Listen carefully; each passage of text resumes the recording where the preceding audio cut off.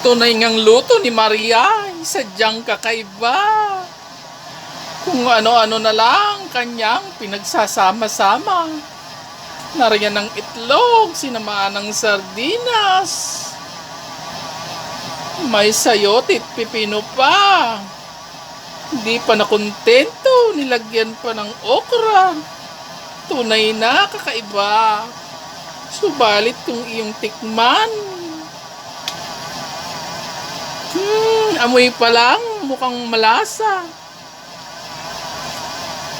Wow ka! Mapapawaw ka talaga.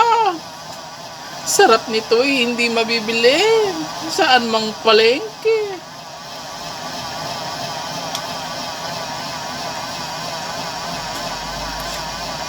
Wow! Talaga, tama ng tikim Maria. Baka maubos naman yan.